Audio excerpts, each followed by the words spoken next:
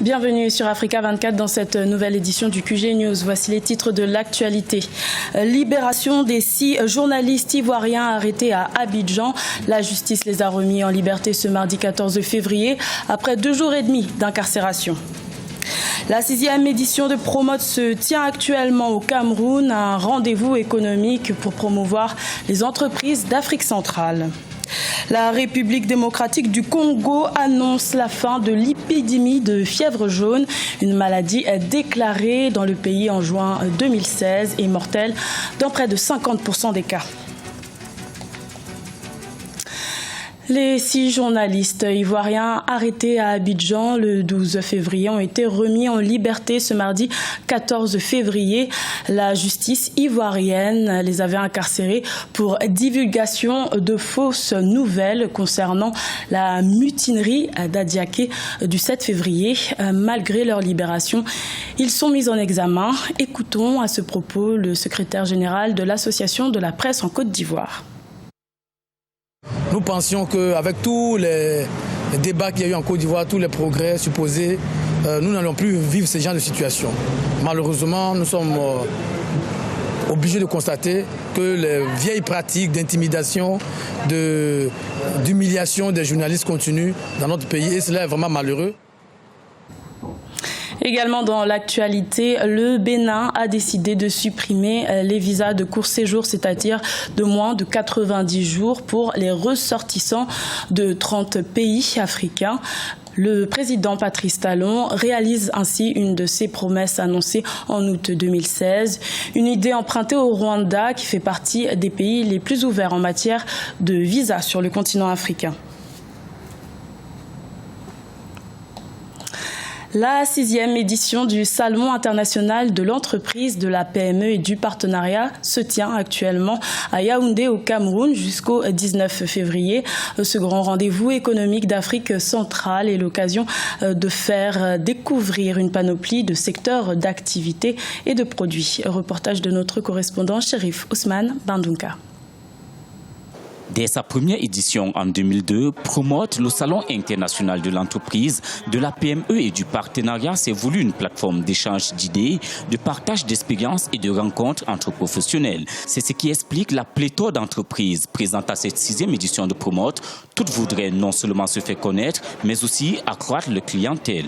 Nous sommes à Promote déjà parce que nous nous considérons comme une entreprise qui vend l'excellence camerounaise, mais aussi parce que nous avons besoin de créer, voire renforcer une forme d'affinité avec notre clientèle et avec le grand public. Alors, ce qu'il faut savoir, c'est que Camtel, pour cette édition, est partenaire majeur de Promote et que Camtel s'inscrit dans la vision du gouvernement camerounais qui est de démocratiser l'économie numérique et de la rendre accessible à tous les Camerounais.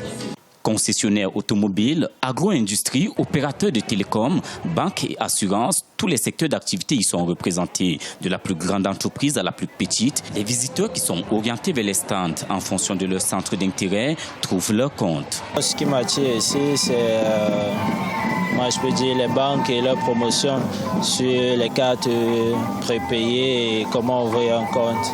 Comme ça, vous savez, les étudiants doivent faire certaines économies, donc c'est un peu ça. L'entrepreneuriat camerounais se développe au jour le jour.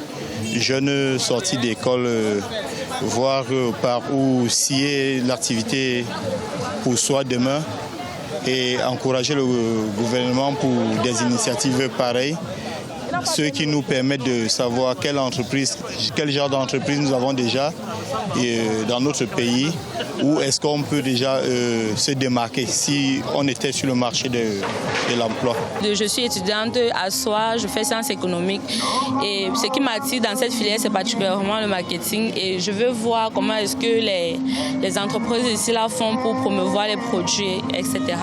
Promote 2017 se poursuit à Yaoundé au Cameroun et ce jusqu'au 19 février 2017. Les entreprises nationales et internationales continuent de faire valoir leurs services à ce rendez-vous économique incontournable de l'Afrique centrale, ceci pour le bonheur des visiteurs. En République démocratique du Congo, les autorités ont annoncé à Kinshasa la fin de l'épidémie de fièvre jaune déclarée depuis juin 2016. Une maladie mortelle dans près de 50% des cas qui a officiellement fait 16 victimes dans le pays.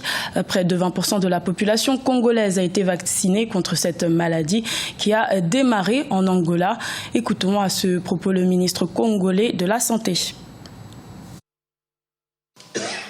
Nous sommes heureux de vous annoncer que depuis le 28 juin 2016 à ce jour, aucun nouveau cas autochtone confirmé n'a été enregistré.